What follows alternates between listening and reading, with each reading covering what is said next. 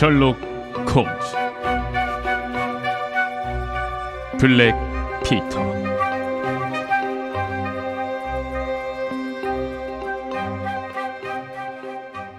내가 아는 한 내 친구가 정신적으로나 육체적으로 최상위 상태를 유지한 것은 1895년도였다. 점점 높아가는 명성 덕분에 그에게는 엄청나게 일이 쏟아져 들어왔는데, 만약 내가 베이커가 이 초라한 거처의 문지방을 넘어온 유명 인사들에 대한 정보를 조금이라도 흘렸다면 그것은 순전히 나의 불찰이다. 하지만 홈즈는 모든 위대한 예술가들이 다 그렇듯 오직 예술을 위해서만 살았고, 홀더니스의 공작의 경우를 빼면 자신의 헤아릴 수 없이 귀중한 봉사에 대해 거액의 대가를 요구한 적이 없었다. 명리에 연연하지 않았던, 아니 그토록 괴팍했던 그는 사건에 흥미를 느끼지 못할 땐 부와 권력을 거머쥔 이들의 도움 요청을 빈번히 거절했지만, 아무리 초라한 의뢰인의 경우라도 사건의 기이하고 극적인 요소가 상상력을 자극하고 창의력을 들쑤실 때는 몇 주일이고 헌신적으로 수사에 몰두하곤 했다. 오래도록 기억될 이 1895년도엔 공통점이라곤 전혀 없는 기묘한 사건들이 연달아 발생했다. 홈즈는 교황성하의 특별한 요청으로 세상을 떠들썩하게 한 토스카 추기경의 급사 사건을 조사했는가 하면, 런던 이스트엔드에서 역병의 본거지를 없앤 악명 높은 카나리아 조련사 윌슨을 체포하는 등 종횡무진으로 활약했다. 이 두 가지 유명한 사건이 종료되자 기다렸다는 듯이 우드먼리의 비극이 터져나왔다. 피터 캐리 선장이 도무지 이해할 수 없는 상황에서 변사한 것이다. 이 괴이한 사건에 대한 이야기를 빼놓는다면 셜록 홈즈의 수사 기록은 불완전한 것이 될 것이다.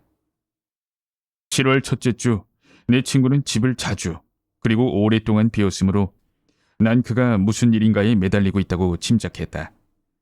그런데 그가 집에 없을 때 우락부락한 사내 서넛이 집으로 찾아와서 바질 선장에 대해 묻는 걸 보고, 난 또 홈즈가 딴 사람으로 변장하고 어딘가에서 일을 꾸미고 있다는 사실을 알아챘다. 그가 자신의 무서운 정체를 숨기기 위해 이용하는 가면과 가명은 헤아릴 수 없이 많았다. 그는 런던의 각기 다른 곳에 적어도 5개의 은신처를 두고 있었는데, 그곳에 가면 완전히 다른 사람으로 행세할 수 있었다. 자신이 하는 일에 대해서는 입을 굳게 다물었고, 나 또한 친구에게 비밀을 털어놓으라고 조르는 습관 같은 건 없었다. 그런데 아주 이상한 일을 통해 난 홈즈의 수사 방향에 대해 알게 되었다.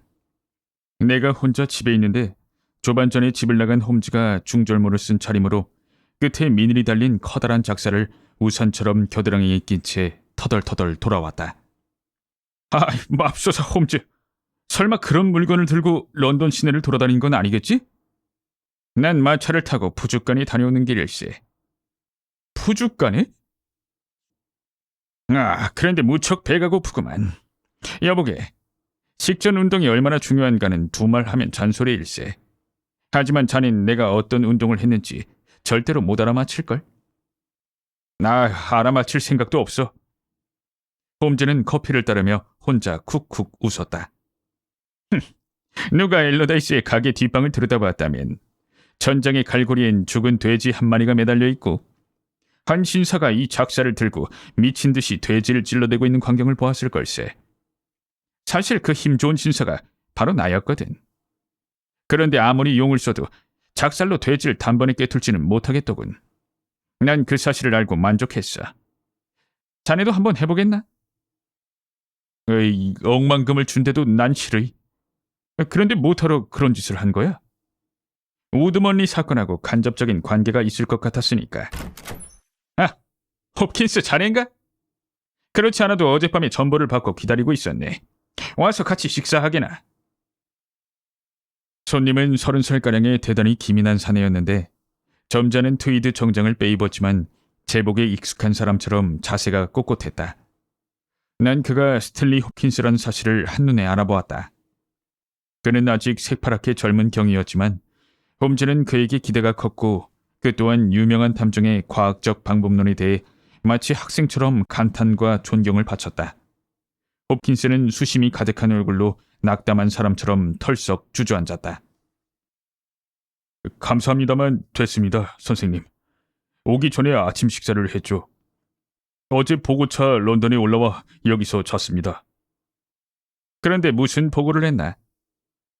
수사의 실패요. 참담한 실패에 대해서요. 전혀 진전이 없었나 보지? 예. 저런. 내가 사건을 살펴봐야겠구만. 홈즈 선생님, 제발 그래주시기 바랍니다. 이 사건은 모처럼 찾아온 큰 기회인데 전 어쩔 바를 모르고 있으니까요. 꼭 내려와서 도와주십시오. 아무렴. 마침 사실 심리 기록을 포함한 모든 증거 자료를 자세히 읽었다니. 자넨 범죄 현장에서 발견된 담배 쌈지에 대해서 어떻게 생각하나? 그게 단서가 될 것 같지 않은가? 홉킨스는 무척 놀란 듯했다. 선생님, 그건 피살자의 담배 쌈지였습니다. 안쪽에 머리 글자가 씌어져 있어요. 그리고 물개 가죽으로 만든 건데 피살자는 과거에 물개잡이 배를 탔습니다. 하지만 선장에게 파이프는 없었네. 네, 그렇죠. 파이프는 찾지 못했습니다. 사실 그는 담배는 거의 안 피웠거든요. 하지만 접대용으로 담배를 좀 갖고 있었을지도 모릅니다. 그랬겠지. 내가 그 얘기를 꺼낸 것은 다 그만한 이유가 있다네. 만약 내가 그 사건을 맡았다면 담배 쌈지를 수사의 출발점으로 삼았을 거야. 그런데 내 친구 왓슨 박사는 이 사건에 대해 아무것도 모르고 난 사건 경위를 한 번 더 들어도 무방하네. 그러니 사건의 전후 사정을 간단하게 설명해 주게나. 스탠리 홉킨스는 주머니에서 종이 한 장을 꺼냈다. 네. 여기 피살자 피터 캐리 선장의 이력을 간단하게 적어왔습니다. 태어난 해는 1845년도, 올해 나이 50살입니다. 누구보다 용감하고 능력이 뛰어난 포경선 선원이었죠. 1883년엔 던디의 물개잡이 증기선 시 유니콘호의 선장 노릇을 했습니다. 그리고 연달아 성공적인 항해를 몇 차례 한 뒤에 다음 해인 1884년에 현직에서 물러났죠. 그 뒤 몇 년간은 여행으로 시간을 보내다가 서섹스 지방의 포리스트로 근처에 우드몬이라는 작은 집을 마련했습니다. 거기서 6년간 살다가 꼭 일주일 전에 사망했죠.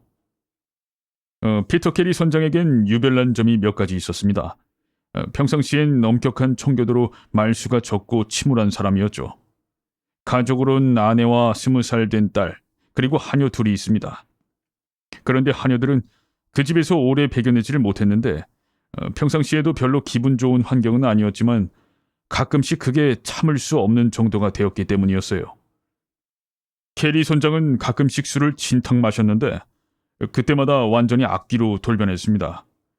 한밤중에 아내와 딸을 집 밖으로 쫓아내고 쫓아다니면서 매질을 하는 바람에 온 동네 사람들이 모녀의 비명소리 때문에 잠을 설칠 정도였다고 합니다. 피터 캐리 선장은 자신의 행실을 나무라기 위해 집에 찾아온 늙은 교구 목사를 무자비하게 폭행해서 법정에 선 일도 있습니다. 홈즈 선생님, 간단하게 말하면 피터 캐리보다 더 난폭한 인물을 찾기는 쉽지 않을 거라는 것이죠. 제가 들은 얘기에 따르면 그가 선장 노릇을 할 때도 성격은 별로 다르지 않았다고 합니다. 그쪽 업계에서는 블랙 피터라는 별명으로 유명한데 그런 별명이 붙게 된 것은 시커먼 얼굴과 더부룩한 검은 수염 때문이기도 하지만 주위 사람들을 공포의 도가니로 몰아넣는 기질 때문이었죠. 말할 필요도 없이 그는 이웃 사람들 누구에게나 혐오스러운 기피인물이었고 그래서인지 어딜 가도 그의 끔찍한 최후에 대해 애도의 말 한마디 들을 수 없었습니다. 홈즈 선생님께서는 심리 기록에서 피살자의 오두막에 대한 이야기를 읽어보셨겠지만 여기 계신 친구분께서는 잘 모르실 겁니다. 피터 캐리는 집에서 수백 미터 떨어진 곳에 나무 창고 하나를 지었는데 그걸 선실이라고 부르면서 매일 거기서 잤습니다. 그 선실은 가로 4.8m, 세로 3m의 작은 단칸 오두막이었죠. 그는 항상 열쇠를 갖고 다니면서 제 손으로 침대 정리와 방 청소를 했고 다른 사람을 절대로 방에 들이지 않았습니다. 선실 양쪽으론 작은 창문이 있었는데 항상 커튼을 쳐놓고 절대로 열어놓는 법이 없었죠. 창문 하나는 도로의 면에 있는데 밤중에 그곳으로 불빛이 새어나오면 사람들은 서로 그 창문을 손가락질하면서 블랙 피터가 저기서 지금 뭘 하고 있는 것일까 궁금해하곤 했습니다. 홈즈 선생님, 사실 심리에서 나온 증언은 얼마 안 되지만 그 중 하나가 바로 그 창문과 관계된 것이었습니다. 기억하고 계시겠지만 사건이 있기 이틀 전 밤 1시에 슬레이터라는 석수가 포리스트로에서 걸어오다가 그 옆을 지나치게 되었습니다. 슬레이터는 선실 창문에서 아직도 불빛이 새어나오는 걸 보고 걸음을 멈추었죠. 그때 한 남자의 그림자가 커튼 위로 선명하게 비쳤는데 그것은 자기가 잘 아는 피터 캐리가 아니었다고 합니다. 그건 웬 남자의 옆모습으로 수염이 있긴 했지만 짧고 뻣뻣하게 곤두선 게 선장하고는 전혀 달랐다고 하죠. 슬레이터는 자기가 본 게 확실하다고 큰소리치지만 2시간 동안 술집에 있다가 오는 길이었고 도로에서 창문까지가 상당히 멀다는 게 문제입니다. 게다가 그날은 월요일이었는데 사건이 발생한 것은 수요일이었거든요. 화요일에 피터 캐리는 최악의 상태였습니다. 술에 만취해서 얼굴은 시뻘개졌고 마치 들짐승처럼 포악했거든요. 그는 집안을 어슬렁거리고 돌아다녔는데 여자들은 그가 다가오는 소리가 들리면 달아나기에 바빴습니다. 선장은 저녁 늦게야 자신의 오두막으로 내려갔습니다. 밤 2시경에 창문을 열어놓고 자던 딸은 아버지의 오두막 쪽에서 무시무시한 고함 소리가 터져 나오는 걸 들었지만 아버지가 술에 취해서 울부짖는 건 흔한 일이었기 때문에 전혀 신경 쓰지 않았습니다. 하녀들은 7시에 일어납니다. 그중 하나가 오두막 문이 열려있는 걸 보았지만 주인을 너무나 무서워한 탓에 무슨 일이 있는지 방 안을 들여다볼 엄두를 낸 것은 정오가 다 돼서였습니다. 오두막 문은 열려 있었는데 그 안을 들여다본 여자들은 얼굴이 하얗게 질려서 집 안으로 달아났습니다. 전 1시간 안에 현장에 출동해서 수사에 착수했죠. 홈즈 선생님, 아시다시피 저는 신경이 굵은 인간이지만 그 작은 방 안에 얼굴을 들이미는 순간 다리가 후들거리더군요. 방 안엔 파리떼가 잔뜩 모여들어 앵앵거렸고 바닥과 벽은 완전히 도살장을 방불케 했죠. 피터 캐린 그 방을 선실이라고 불렀는데 사실 그건 선실이 분명했습니다. 그 안에 들어가 있으면 꼭 배를 탄 기분이 들었으니까요. 한쪽 끝엔 간이 침대가 놓여 있었고 선원용 사물함 하나, 지도와 해도, 시 유니콘호 사진, 그리고 선반 위엔 항해 일지가 나란히 꽂혀 있더군요. 꼭 선장의 방에 들어온 것 같았습니다. 선장은 거기 선실 벽 한가운데 꽂혀 있었죠. 얼굴은 지옥에 떨어져 고문당하는 영혼처럼 일그러져 있었고 더부룩하게 자란 희끗거리는 수염은 고통스럽게 곤두서 있었습니다. 넓은 가슴 항복판에 강철 작살이 꽂혀 있었는데 그것은 몸뚱이를 뚫고 나가 그 뒤에 판자벽에 깊숙이 박혀 있었습니다. 피터 캐리는 판지에 핀으로 꼽아놓은 딱정벌레 같았어요. 물론 그는 이미 죽은 상태였습니다. 간밤에 단발마의 비명을 지른 뒤에 즉사한 것이 분명했습니다. 전 선생님의 방법을 알고 있었기 때문에 그것을 적용해 보았죠. 우선 현장을 그대로 보존해놓고 바깥의 지면과 방바닥을 면밀히 관찰했습니다. 발자국은 없었습니다. 발자국을 전혀 못 보았다는 건가? 예, 틀림없습니다. 발자국은 전혀 없었어요. 여보게 홉킨스, 난 숱한 사건을 조사해 보았지만 날아다니는 짐승이 저지른 사건은 아직 본 적이 없어. 범인이 2발로 서서 다니는 짐승이라면 과학적인 수사관은 조금이라도 들어갔거나 스쳤거나 뭔가 제자리에서 어긋난 흔적을 찾아낼 수 있어야 하지. 피로 도배질을 한 방에서 쓸만한 자취를 찾아내지 못했다는 것은 믿기 힘든 일이야. 그런데 심리 기록을 보니 자네가 놓친 것이 전혀 없다고. 젊은 경위는 내 친구가 이렇게나 빈정거리자 움찔했다. 홈즈 선생님, 그때 선생님에게 연락하지 않은 것은 정말 바보짓이었어요. 하지만 그것은 이미 엎질러진 물입니다. 예, 그 방엔 각별한 주의가 요망되는 것들이 몇 가지 있었습니다. 그중 하나는 범행에 사용된 작살이었죠. 그것은 원래 벽에 걸려있던 것입니다. 다른 작살 2개는 그대로 벽에 걸려 있었고 3번째 고리가 비어 있었습니다. 자루엔 던디, 시 유니콘호, SS라고 새겨져 있었습니다. 정황으로 보아 범행은 우발적으로 저질러진 것 같고 살인자는 닥치는 대로 아무 무기나 잡고 휘두른 것 같습니다. 범행이 일어난 시각이 밤 2시였는데도 피터 캐리가 옷을 다 입고 있었다는 사실을 감안하면 살인자와 사전에 약속이 되어 있었다고 추측해 볼 수도 있겠군요. 탁자 위에 럼주병과 닦지 않은 잔 2개가 놓여 있었던 것도 이러한 추측을 뒷받침해주는 사실이죠. 그렇군. 잔의 추리가 둘 다 그럴듯한 것 같네. 방에 럼주 말고 다른 술은 없었나? 예, 선원용 사물함 위에 탄탈루스 스탠드엔 브랜디와 위스키가 있었습니다. 하지만 마개도 뜯지 않은 새술이니 우리한텐 별 의미가 없죠. 아니지. 전혀 의미가 없는 것은 아닐세. 하지만 자네 눈에 사건과 관계 있어 보이는 것들에 대해서 얘기를 좀 더 해보게나. 탁자 위에 이 담배 쌈지가 있었습니다. 탁자 어디에? 가운데에 있었죠. 거친 물개 가죽으로 만든 건데 묶을 수 있도록 가죽끈이 달려 있습니다. 안쪽엔 PC라는 머리 글자가 박혀 있죠. 안엔 독한 선원담배 15g이 들어있었고요. 훌륭하군.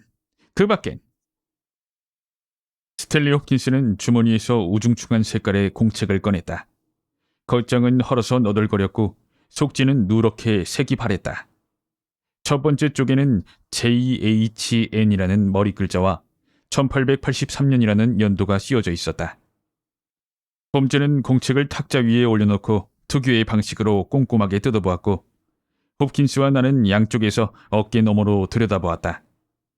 두 번째 쪽엔 CPR이라는 제목이 박혀 있었고 그 밑에 몇 쪽에 걸쳐 숫자가 씌어져 있었다.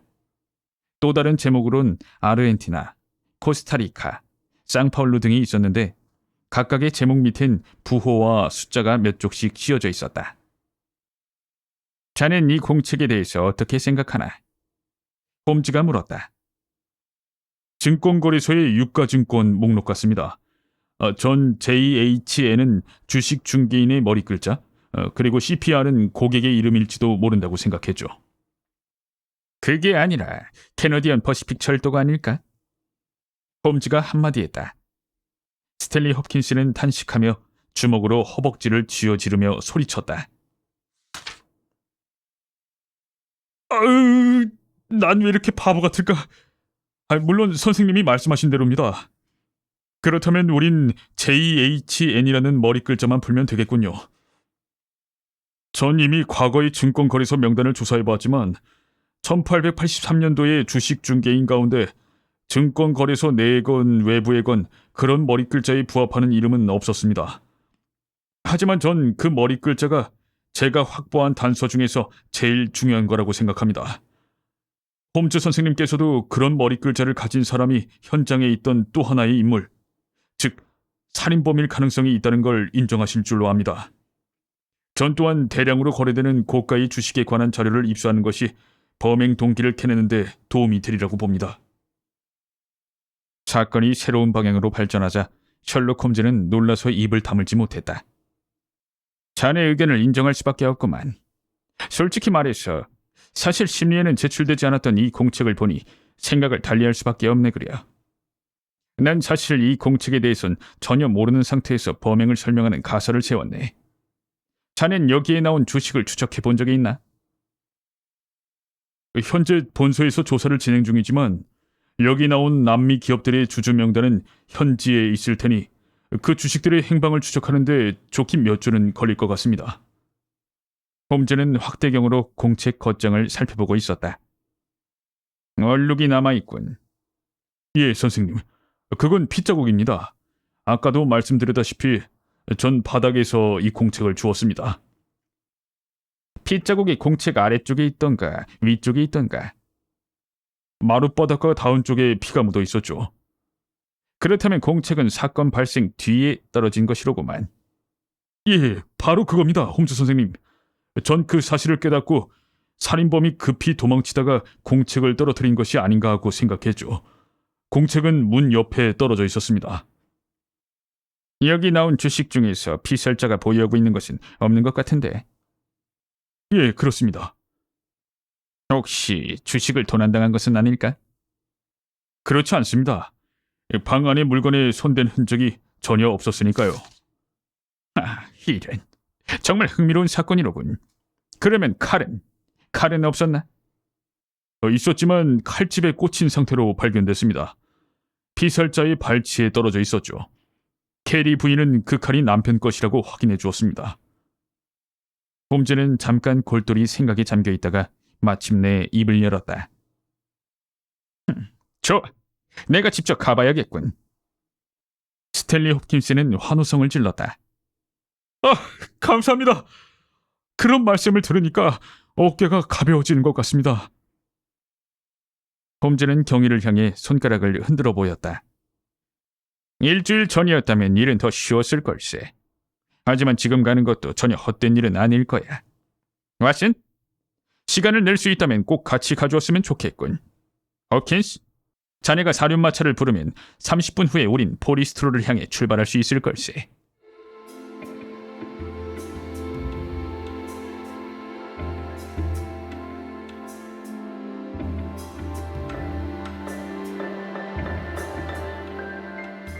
우린 길가의 자그마한 역에서 내려 울창한 숲속을 몇 킬로미터 달렸다.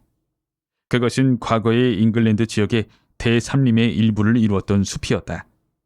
섹슨족 침략자들이 해안으로 상륙했을 때 뚫고 나갈 수 없는 이 삼림지대는 60년 동안 브리튼의 보루 역할을 했다. 그러나 이곳에 최초의 제철 공장이 들어서면서 광대한 삼림이 벌치되었고 광석을 재련하기 위해 더 많은 나무들을 베어냈다. 이제 제철 공장은 더욱 풍요한 북부의 벌판으로 자리를 옮겼고 파괴된 숲과 땅에 팬 거대한 상처만이 과거의 유물로 남아있다. 바로 이곳에 어느 녹색 산비탈에 공터가 있고 이 공터에 길고 납작한 석조 가옥이 한 채 들어서 있었다. 그 옆으론 들판을 달려온 구불구불한 도로가 지나갔다. 그 도로 가까이에 작은 창고 하나가 서 있었는데 창문 하나와 출입문은 집 쪽으로 나 있고 삼면이 덤불로 둘러싸여 있었다. 바로 이곳이 살인 현장이었다. 스탠리 홉킨스는 앞장서서 집 안으로 들어가 수척한 얼굴에 머리가 허옇게 센 피살자의 아내에게 우리를 소개했다. 과부의 무섭게 여윈 얼굴인 굵은 주름이 팼고 붉은 태가 둘린 눈 속에 깃들여 있는 내밀한 공포심을 보니 그동안 견뎌온 모진 학대와 고난의 세월이 어떤 것인지를 알 수 있었다. 그 옆엔 금발의 창백한 딸이 서 있었는데 딸은 도전적인 눈초리로 우리를 쏘아보며 자신은 아버지가 죽은 게 기쁘고 아버지를 쓰러뜨린 사람에게 감사한다고 말했다. 블랙피터가 이룬 가정은 형언할 수 없을 만큼 끔찍한 것이어서 다시 햇빛 속으로 나온 다음에야 우린 비로소 마음을 놓았다. 우린 피살자의 발길로 다져진 오솔길을 따라 걷기 시작했다. 오두막은 나무 판자로 벽을 세우고 널빤지로 지붕을 덮은 아주 단순한 건물이었다. 방문 옆에 창문이 나 있었는데 방문 맞은편에 또 하나의 창이 뚫려 있었다. 스탠리 홉킨스는 주머니에서 열쇠를 꺼내 막 열쇠 구멍에 꽂다 말고 깜짝 놀라 긴장한 표정을 지었다. 누가 여길 건드리고 갔습니다. 그것은 틀림없는 사실이었다. 나무 판자는 긁혀있고 칠은 하얗게 벗겨져 있었다. 홈즈는 창문을 유심히 살펴보았다. 이 창문도 억지로 열려고 했군. 누군진 모르겠지만 집 안으로 침입하는 데는 실패했어. 아주 형편없는 도둑이었나 보네. 정말 이상한 일이군요. 맹세코 어제 저녁 때까진 이런 흔적이 없었습니다. 경위가 말했다. 혹시 마을에서 호기심 많은 사람이 다녀간 게 아닐까? 난 의견을 내놓았다. 그럴 리는 없습니다. 마을 사람 중에선 이 오두막에 침입하기는커녕 감히 이 집 마당에 발을 들여놓을 사람도 없을 겁니다. 홈즈 선생님은 어떻게 생각하십니까? 내 생각엔 행운의 여신이 우리 편인 것 같아. 그 말씀은 그자가 다시 올 거라는 뜻입니까? 그럴 가능성이 아주 크지. 그는 문이 열릴 거라고 생각하고 왔어. 아주 작은 주머니 칼 하나를 갖고 들어오려고 했지. 하지만 문을 따는데 실패했던 거야. 그럼 어떻게 할까? 다음 날 밤에 좀 더 쓸만한 도구를 들고 다시 오겠죠. 나도 그렇게 생각하네. 이 앞에서 기다리지 않는다면 그건 우리의 실책이 될 거야. 그건 그렇고 선실 안을 둘러보기로 할까? 비극의 자취는 말끔히 치워졌지만 작은 방 안의 가구는 원래 있던 자리에 그대로 놓여 있었다. 홈즈는 2시간 동안 집중한 표정으로 모든 물건을 차례차례 조사했지만 표정을 보니 결과가 그리 신통치는 않은 듯했다. 끈기 있게 조사하다가 손길을 멈춘 것은 단 한 번뿐이었다. 홉킨스, 이 선반에서 뭘 치운 적이 있나? 아니요, 아무것도 옮기지 않았습니다. 뭔가 없어진 것이 있어. 선반의 이쪽 구석이 다른 쪽에 비해 먼지가 적거든. 여기에 책이 한 권 있었는지도 몰라. 아니면 상자였는지도 모르지. 하지만 더 이상 할 수 있는 일이 없군. 왓슨? 나가서 저 아름다운 숲속을 거닐면서 몇 시간 동안 새와 꽃들과 놀다 오세나. 홉킨스, 나중에 이 앞에서 만나. 밤중에 여길 찾아왔던 신사가 또 올 것인지 보기로 하세나. 우리가 매복을 한 것은 11시가 지나서였다. 홉킨스는 오두막 문을 열어놓자고 했지만 홈즈는 그러면 밤손님의 의심을 살 거라고 주장했다. 잠금 장치는 아주 단순한 것이어서 튼튼한 칼날로 한번 밀어주기만 하면 열렸다. 홈즈는 또 오두막 안이 아니라 도로 쪽으로 면한 창문 앞에 덤불 속에 숨어서 기다려야 한다고 했다. 이렇게 하면 손님이 방에 불을 켰을 때 그의 행동을 지켜볼 수가 있어서 그가 무슨 목적으로 이렇게 심야에 은밀히 이곳을 찾아왔는지 알 수 있다는 것이다. 심야의 불침번은 한없이 길고 적막하게 느껴졌지만 사냥꾼이 물 웅덩이 옆에 숨어서 목마른 사냥감이 찾아오기를 기다릴 때의 짜릿한 긴장감도 있었다. 어떤 짐승이 어둠 속에서 슬그머니 나타날까? 호랑이처럼 사나운 범죄자가 번쩍이는 이빨과 발톱을 동원해서 맹렬하게 싸우다가 잡힐 것인가? 아니면 약하고 무력한 이들만 골라서 해치는 자칼 같은 자가 살금살금 나타날 것인가? 사방은 쥐 죽은 듯 고요했고 우린 덤불 속에 숨어서 무엇인가가 나타나기를 기다렸다. 처음엔 늦게 귀가하는 마을 사람들의 발자국 소리나 마을에서 들려오는 두런거리는 이야기 소리가 망보는 사람들의 긴장을 누그러뜨려 주었지만 이러한 소리들은 하나씩 둘씩 사라지고 깊은 정적만이 남았다. 들리는 소리라곤 시시각각 밤이 가고 있다는 사실을 알려주는 먼 교회의 시계 종소리와 머리 위를 지붕처럼 덮은 나뭇잎 위로 부슬부슬 가랑비 뿌리는 소리뿐이었다. 시계 종소리가 2시 반을 알렸다. 동이 트기 전 가장 어두운 시간이었다. 갑자기 정문 쪽에서 나지막하지만 날카로운 철컥 소리가 들려오는 바람에 우린 모두 흠칫 놀랐다. 누군가 마당으로 들어선 것이다. 다시 긴 침묵이 흘렀고 혹시 내가 잘못 들은 게 아닌가 하는 생각이 들 무렵 숨죽인 발자국 소리가 오두막 저쪽에서 들려오더니 잠시 후 쨍강거리는 금속성의 소리가 났다. 누군가 자물쇠를 열려고 하고 있었다. 이번엔 기술이 더 좋았는지 아니면 도구가 더 나은 것인지도 모르겠지만 갑자기 딸깍 하는 소리가 나며 경첩이 삐걱이는 소리가 들렸다. 성냥불이 켜지는가 싶더니 금세 은은한 촛불이 오두막 안을 밝혔다. 모두의 시선이 망사 커튼 너머의 방안 풍경에 북박혔다. 심야의 손님은 유약하고 호리호리한 청년이었는데 검은 턱수염 때문에 죽은 사람처럼 창백한 안색이 유난히 돋보였다. 아무리 해도 20살은 넘어 보이지 않았다. 그렇게 겁에 질려있는 사람은 처음이었는데 눈에 보이도록 이를 딱딱 마주치는가 하면 팔다리를 부들부들 떨었다. 옷은 신사처럼 입었는데 노폭 재킷에 무릎 밑까지 오는 반바지 차림에 베레모를 쓰고 있었다. 청년은 겁에 질린 눈으로 방 안을 둘러보았다. 그러더니 촛불을 탁자 위에 올려놓고 이곳에선 보이지 않는 방구석으로 갔다. 그리고는 커다란 책 한 권을 들고 탁자 앞으로 돌아왔는데 그것은 선반에 일렬로 꽂혀있던 항해 일지 중에 한 권이었다.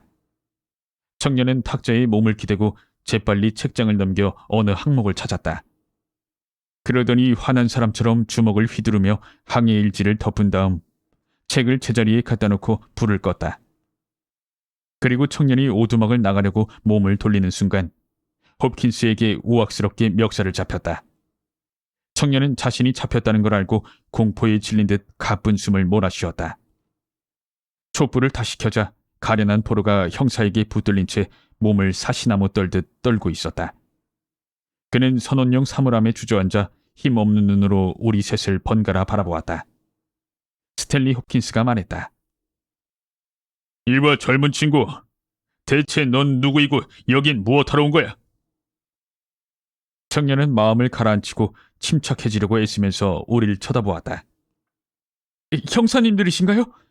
제가 피터 캐리 선장의 죽음과 관계 있다고 생각하시나 보군요. 분명히 말씀드리지만 전 아무런 죄가 없습니다. 그건 앞으로 알아보기로 하고 우선 이름을 대. 홉킨스가 말했다. 예, 전 존 호프리 넬리건이라고 합니다. 홈즈와 홉킨스는 재빨리 의미 있는 시선을 주고받았다. 여기서 뭘 하고 있었지? 제 말을 비밀에 붙여주실 수 있습니까? 그건 안 돼. 제가 왜 말해야 합니까? 질문에 대답하지 않으면 넌 법정에서 불리해질 거니까. 청년은 움찔했다. 네, 좋습니다. 말씀드리죠. 말 못할 이유가 어디 있겠습니까? 하지만 해묵은 스캔들에 다시 불이 붙을 거라고 생각하니까 정말 싫습니다. 혹시 도슨과 넬리건을 아십니까? 홉킨스의 얼굴을 보니 전혀 모르는 게 분명했지만 홈즈는 바짝 흥미를 느끼는 듯했다. 웨스트 컨트리 은행의 은행가들 얘긴가 보군. 두 사람은 100만 파운드의 채무를 지고 지급 불능 상태에 빠져 코넌의 가정 절반을 파산시켰어. 넬리건은 실종됐지. 네, 맞습니다. 넬리건이 저희 아버님이었습니다. 마침내 이제야 뭔가 구체적인 것이 잡히기 시작했지만 실종된 은행가와 자신의 작살로 벽에 박힌 피터 캐리 선장 사이의 간격은 아직도 넓어 보였다. 우린 모두 귀를 쫑긋 세우고 청년의 이야기를 들었다. 그 사건과 정말 관계 있는 사람은 저희 아버님이셨죠. 도슨은 그때 은퇴한 상태였으니까요. 저는 그때 고작 10살이었지만 그 모든 치욕과 두려움을 충분히 느낄 수 있었습니다. 공식적으로는 아버지가 주식을 몽땅 훔쳐 달아난 것으로 돼 있지만 사실은 그렇지 않습니다. 아버지는 그 주식을 현금화할 시간 여유만 있다면 모든 일이 잘 풀릴 거고 채권자들에게 진 빚도 다 갚을 수 있을 거라고 생각하셨죠. 아버지는 체포영장이 발부되기 직전에 작은 요트를 타고 노르웨이로 떠나셨습니다. 전 그 마지막 밤에 아버지가 어머니에게 작별 인사를 하던 일을 똑똑히 기억하고 있죠. 아버지는 갖고 가는 주식의 목록을 남겨놓으셨는데 돌아와서 명예를 회복하겠노라고, 그리고 당신을 믿었던 이들에게 고통을 주진 않겠노라고 맹세하셨습니다. 하지만 그 뒤엔 감감무소식이었죠. 아버지는 배와 함께 완전히 사라진 것입니다. 어머니와 저는 아버지가 주식을 실은 배와 함께 바다 밑바닥에 가라앉아 있을 거라고 생각했습니다. 그런데 우리 모자에겐 사업을 하는 성실한 친구가 있는데 그분에게서 얼마 전에 아버지가 들고 간 주식의 일부가 런던 시장에 다시 나타났다는 소식을 듣게 되었습니다. 어머니와 제가 얼마나 놀랐는지 상상하실 수 있겠죠? 저는 몇 달 동안 문제의 주식이 시장에 나온 경로를 추적했고 우여곡절 끝에 맨 처음 주식을 판 사람이 이 오두막의 주인 피터 캐리 선장이라는 사실을 알아냈습니다. 당연히 저는 이 사람에 대해 뒷조사를 했죠. 전 캐리 선장이 아버지가 노르웨이로 항해하던 바로 그 시기에 포경선을 타고 북극해에서 귀향하던 중이었다는 사실을 알았습니다. 그해 가을엔 폭풍이 심했는데 강한 남풍이 연달아 불었죠. 아버지의 배는 강풍에 떠밀려 북쪽으로 흘러가다가 피터 캐리 선장의 배를 만났을지도 모릅니다. 그것이 사실이라면 아버님에게 무슨 일이 생겼던 걸까요? 어쨌든 저는 피터 선장이 그 주식이 시장에 나오게 된 경위를 말해준다면 아버지가 그것을 팔지 않았다는 것과 아버지가 혼자 이익을 챙길 욕심으로 주식을 가져간 것이 아니라는 사실이 증명될 거라고 생각했습니다. 그래서 전 선장을 만나려고 서섹스에 내려왔는데 마침 그때 그 끔찍한 살인사건이 터진 겁니다. 전 사실 신문 기록을 보고 이 오두막에 과거의 항해 일지가 보관되어 있다는 사실을 알게 되었습니다. 1883년 8월에 시 유니콘호 선상에서 무슨 일이 있었는지 알아낼 수 있다면 아버지의 실종과 관련된 수수께끼를 풀 수 있을 거라고 생각이 들었죠. 전 지난밤에 이 항해 일지를 보려고 왔지만 문을 열 수가 없었습니다. 그래서 오늘 밤에 다시 시도했고 안으로 들어오는 데는 성공했지만 항해 일지를 찾아보니 그 달에 책장들이 찢겨져 있었습니다. 그걸 발견한 순간 형사님들에게 잡힌 거죠. 할 말은 그것뿐인가? 홉킨스가 물었다. 예, 할 말은 다 끝났습니다. 청년은 눈길을 피하면서 말했다. 우리한테 더 이상 할 말이 없다고? 청년은 머뭇거렸다. 예, 더 이상 없습니다. 너 그전에도 여기 온 적 있지? 아니요. 그럼 이건 어떻게 설명할 테야? 홉킨스는 공책을 들어올리며 소리쳤다. 표지엔 피가 묻어있고 맨 첫 장엔 청년의 머리 글자가 씌어져 있었다. 그 공책은 도저히 몸을 빼낼 수 없는 결정적인 증거물이었다. 가련한 청년은 털썩 주저앉았다. 그리고 두 손에 얼굴을 파묻고 온몸을 부들부들 떨었다. 그건 어디서 났죠? 전 몰랐습니다. 전 그걸 호텔에서 잃어버린 줄 알았어요. 청년은 신음했다. 이젠 됐어. 홉킨스는 엄격한 어조로 말했다. 더 할 말이 있거든 법정에서 해라. 이젠 나랑 같이 경찰서로 가줘야겠어. 홈즈 선생님. 저를 도로 내려와 주신 데에 대해서 선생님과 친구분께 심심한 감사의 말씀을 드립니다. 결과적으로는 두 분께서 굳이 내려오실 필요가 없었군요. 선생님의 도움 없어도 저 혼자 이 사건을 잘 해결했을 테니까요. 하지만 그래도 감사드립니다. 브렘블티 호텔에 두 분의 방을 예약해 놓았으니까 마을까지 같이 걸어 내려갈 수 있겠군요. 다음 날 런던으로 돌아오는 길에 홈즈가 물었다. 왓슨, 자넨 어떻게 생각하나? 자네 얼굴을 보니까 만족하지 못한 것 같은데? 왓슨, 그건 아닐세. 난 더할 나위 없이 만족하네. 그렇지만 스탠리 홉킨스의 방법이 마음에 안 들어. 난 그 친구한테 실망했어. 좀 더 나은 것을 기대했는데 말이야. 사람은 항상 다른 가설이 가능한지 알아보고 그것에 대비해야 하네. 그것이 범죄 수사의 으뜸가는 원칙이거든. 그러면 다른 가설은 뭔데? 난 전혀 다른 방향으로 조사해 왔어. 물론 뾰족한 결과가 없을 수도 있지. 그것은 알 수 없는 일이야. 하지만 적어도 중간에서 포기하진 않을 걸세. 베이커가에서는 몇 통의 편지가 홈즈를 기다리고 있었다. 그는 얼른 편지를 집어들고 뜯어보더니 득이에 찬 웃음을 흘렸다. 좋았어, 왓슨. 전혀 다른 가설이 발전하고 있어. 자네 전보 용지를 갖고 있나? 내가 부르는 대로 몇 자만 적어주게. 레트 클리프로 섬로 해운 회사 앞.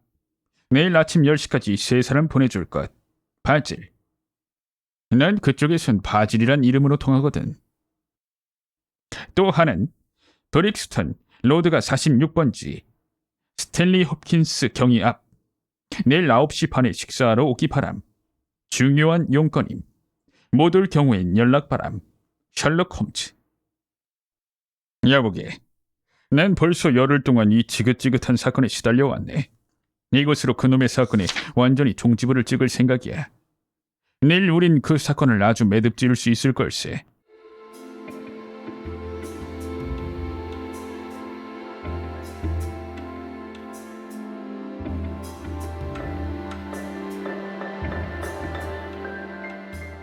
스탠리 홉킨스 경위는 정확히 그 시간이 나타났고 우린 허드슨 부인이 준비해준 군침 도는 식사를 앞에 놓고 둘러앉았다. 젊은 형사는 사건 해결에 성공하여 한껏 들떠 있었다. 자네가 내린 결론이 정말 옳다고 생각하나? 홈즈가 물었다. 예. 그보다 더 완전한 해답은 상상할 수 없습니다. 내가 보기엔 사건이 아직 끝나지 않은 것 같은데. 홈즈 선생님, 정말 놀라운 말씀을 하시는군요. 어떻게 그 이상을 더 바라겠습니까? 자네가 내린 결론으로 사건의 모든 요소가 다 설명이 될까? 아유, 그렇고 말고요. 알고 보니 넬리건은 사건 당일에 브렘블티의 호텔에 투숙했더군요. 그는 골프를 치러 왔다고 둘러댔습니다. 그의 방은 1층에 있었기 때문에 언제든지 밖으로 나갈 수 있었죠. 그날 밤 넬리건은 우드먼리로 내려가서 오두막에서 피터 캐리를 만나 대판 싸우고 작살로 상대를 살해했습니다. 그리고 자신이 한 짓에 겁을 먹은 나머지 피터 캐리에게 다른 주식들에 대해 질문하기 위해 가져온 공책을 떨어뜨리고 오두막에서 도망쳤죠. 보셨는지 모르겠지만 주식 일부엔 점을 찍어 표시해 놓았지만 다른 대다수의 주식엔 그런 표시가 안 되어 있었습니다. 이렇게 표시해 놓은 주식들은 런던의 주식시장에서 찾아낼 수 있었지만 대다수의 주식들은 여전히 캐리가 보관하고 있을 가능성이 컸죠. 그리고 넬리건 자신의 설명에 따르면 그는 부친의 채권자들에게 빚을 갚기 위해 남은 주식을 되찾으려고 했습니다. 넬리건은 도망친 뒤에 한동안은 감히 오두막에 접근할 엄두를 못 냈지만 결국 필요한 정보를 얻기 위해 그곳에 침입했습니다. 모든 것이 간단 명료하지 않습니까? 홈즈는 가만히 웃으며 고개를 가로저었다. 홉킨스, 자네 설명엔 한 가지 결함이 있는 것 같은데 그건 바로 자네 설명이 근본적으로 사실과 맞지 않는다는 것이지. 자네, 작사를 던져서 돼지 몸뚱이를 꿰뚫어 본 적이 있나? 없다고?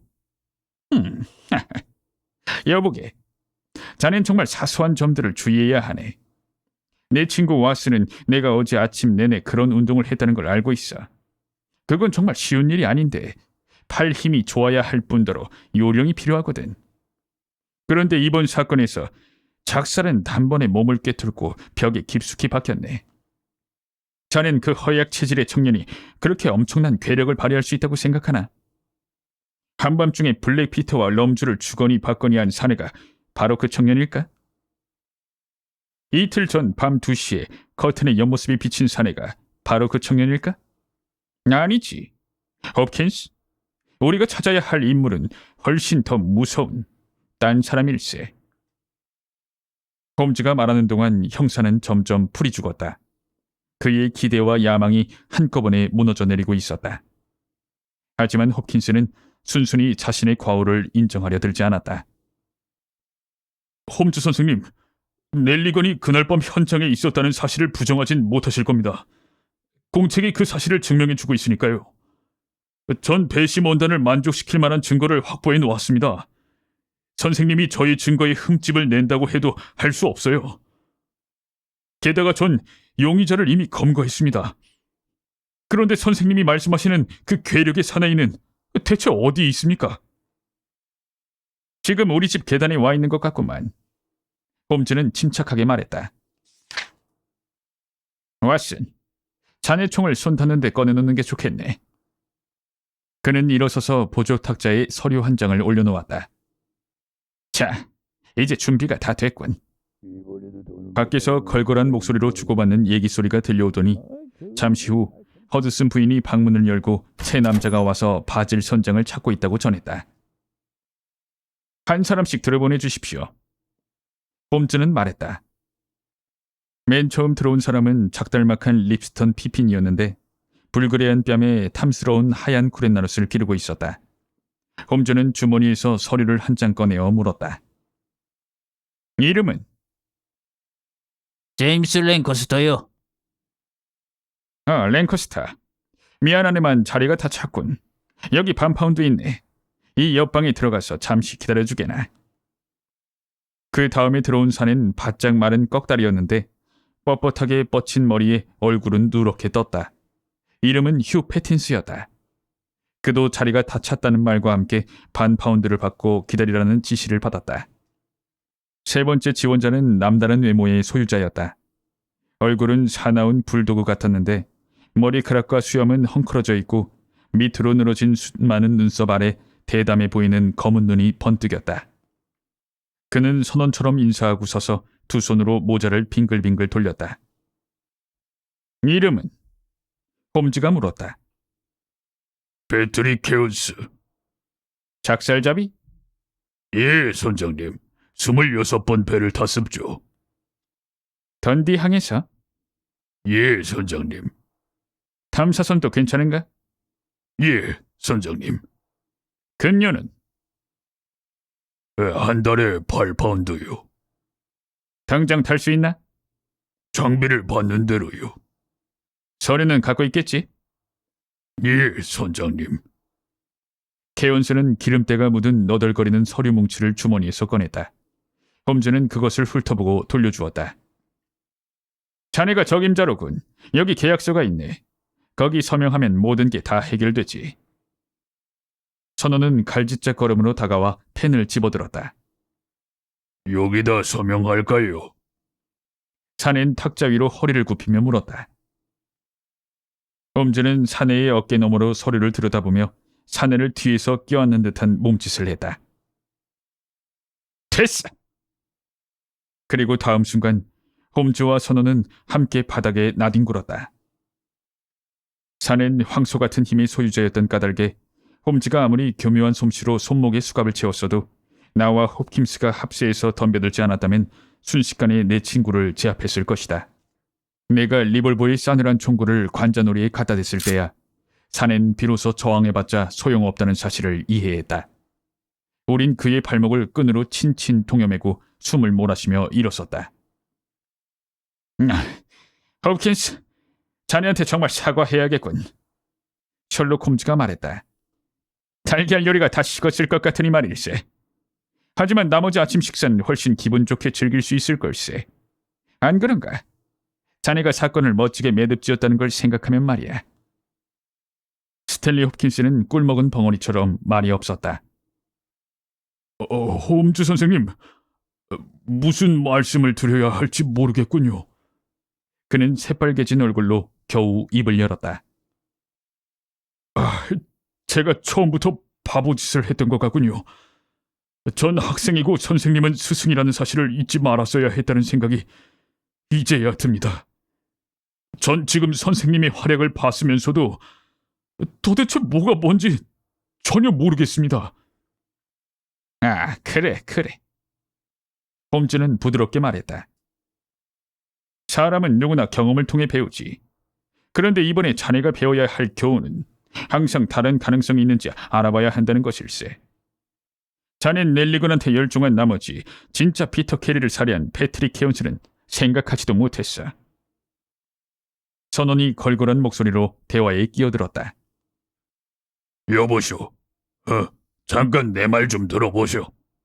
난 뭐 이렇게 인간 이하로 취급받아도 할 말이 없는 사람이지만 그래도 말은 바로 합시다. 당신은 내가 피터 캐리를 살해했다고 하는데 난 피터 캐리를 죽인 거요. 그건 하늘과 땅 차이요. 물론 내 말을 믿지 않으시겠지. 내가 터무니없는 얘기를 지어낸다고 생각하실 테고. 천만에 어디 할 말이 있으면 해보게나. 홈즈가 말했다. 내 말하리다. 그리고 주님께 맹세코 내 말은 한치도 거짓 없는 사실이요. 난 블랙피터를 잘 아는 사람이고 그자가 칼을 빼들기에 재빨리 작사를 날렸지. 내가 먼저 손을 쓰지 않았으면 그자가 날 죽였을 거요. 그자는 그렇게 돼졌어. 그걸 살인이라고 할 수도 있겠지. 어쨌든 난 블랙피터의 칼은 피했지만 조만간 밧줄에 목이 매달리게 생겼구려. 그 집엔 어떻게 가게 됐나? 홈즈가 물었다. 처음부터 말하리다. 말이라도 편하게 할 수 있게 잠깐 좀 앉게 해주시오. 사건이 일어난 건 1883년이었어.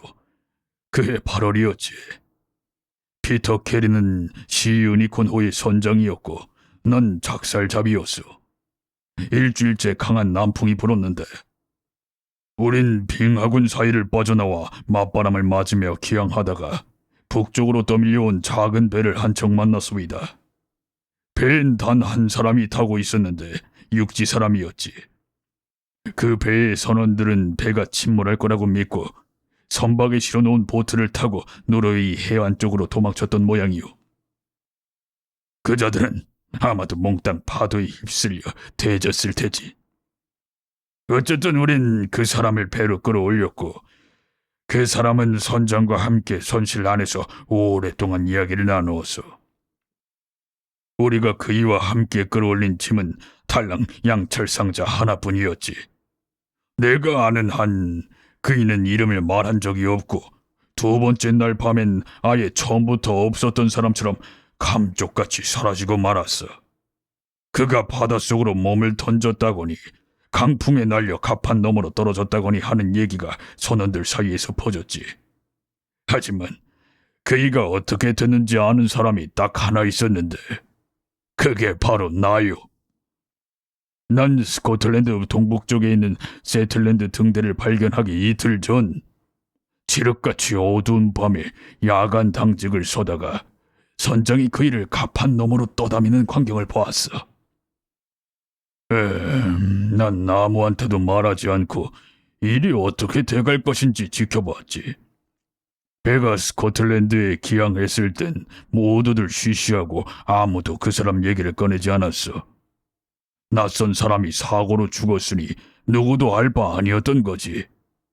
피터 캐리는 곧 배 타는 일을 그만두었는데 그의 행방을 알게 된 것은 세월이 한참 흐른 뒤였지. 난 선장이 일을 그만둔 것은 그 양철 상자 속에 들어있던 물건 때문일 거라고 생각했고, 이젠 내가 입을 다무는 대가로 큰 돈을 집어줄 만한 여유가 있을 거라고 추측했어. 난 런던에서 캐리 선장을 만났다는 한 선언을 통해서 그가 사는 곳을 알아냈지. 그리고 선장을 압박하려고 밤에 거기로 찾아간 거야. 처음엔 말이 잘 통했고 선장은 내가 뱃놈 노릇을 그만두고도 살 수 있게 해주겠다고 했어. 우린 이틀 뒤에 만나서 일을 매듭짓기로 했지. 내가 밤에 찾아갔을 때 선장은 이미 곤드레 만드레 취해서 개 같은 성질이 발동한 상태였어. 우린 마주 앉아 술잔을 주거니 받거니 하며 옛날 얘기를 했지만 술이 들어갈수록 선장의 얼굴에 떠오른 표정이 마음에 안 들었어. 난 벽에 걸린 작사를 눈여겨보며 저게 곧 필요해지겠구나 하고 생각했지. 아니나 다를까. 선장은 사리가 번뜩이는 눈으로 욕설을 퍼부으며 커다란 접는 칼을 꺼내들었어. 난 그자가 칼집에서 칼을 빼들 시간을 주지 않고 작사를 날렸소이다. 그 돼지 미역다는 소리하곤. 요즘은 밤에 그 얼굴이 자꾸 나타나서 잠을 못 잔다오. 난 피바다 속에 서 있었는데 잠깐 기다려 보았지만 사방이 쥐죽은 듯 조용하고 아무 일도 없기에 다시 용기를 냈지. 방 안을 둘러보았더니 선반에 그 양철 상자가 있었소이다. 어쨌든 그 상자에 대해선 나도 피터 캐리 못지않게 권리가 있는 사람인지라 그걸 들고 오두막을 빠져나왔소이다. 바보같이 탁자 위에 내 담배 쌈지를 놔두고 말이오. 내 얘기에서 제일 이상한 부분이 바로 이제부터요. 막 오두막을 나왔는데 누군가 다가오는 소리가 들려서 덤불 뒤에 몸을 숨겼지. 한 남자가 살금살금 다가와 오두막으로 들어가더니 귀신이라도 본 것처럼 비명을 지르고 걸음아 나 살려라 36개 주랭랑을 놓았어. 그 사람이 누군지 뭘 바라고 왔는지 알 수 없소이다. 난 15km를 걸어서 텀브리지 웰스에서 기차를 타고 런던에 도착했소. 물론 그 일에 대해서 아는 사람은 아무도 없었지. 상자를 열어보니 그 속에 돈이라곤 한 푼도 없었고 내가 팔아먹지도 못할 종이 조각만 수두룩했어. 이제 블랙피터에게 기댈 수도 없게 되었는데 빈털털이 신세로 런던에 자초한 거지.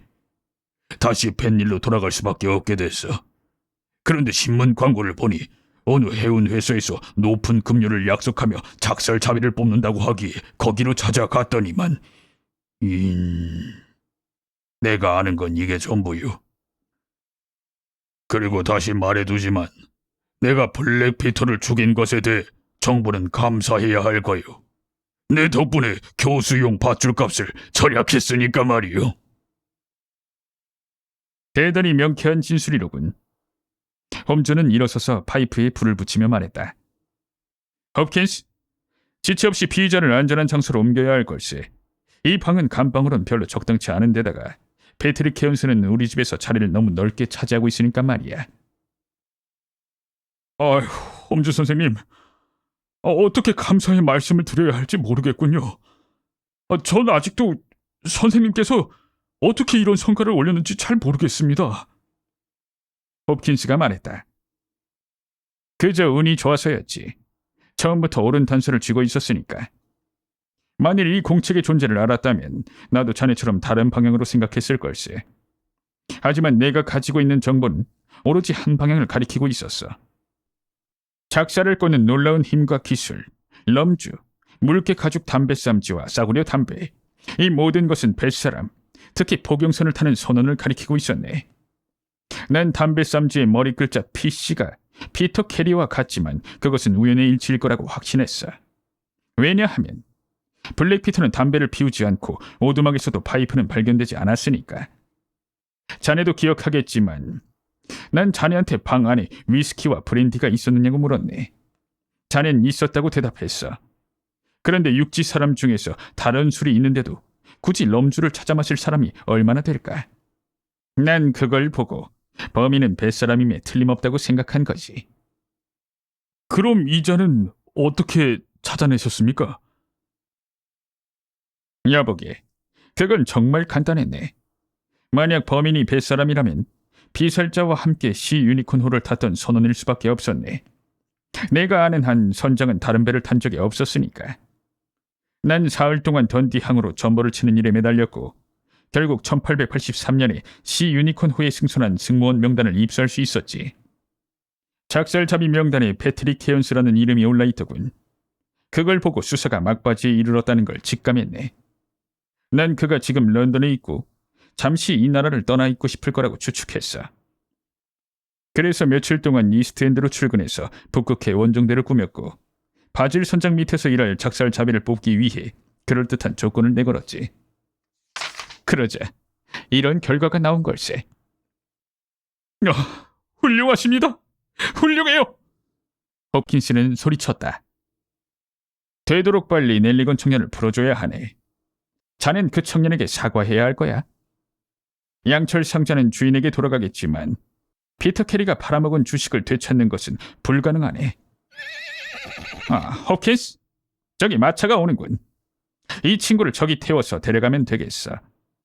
재판 과정에서 내 증언이 필요할지도 모르겠지만 나와 왓슨은 그때쯤엔 노르웨이 어디쯤에 가 있을 걸세. 주손?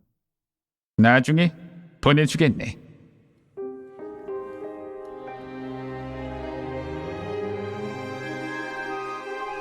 오늘 밤 책 한 잔. 셜록 홈즈. 블랙 피터.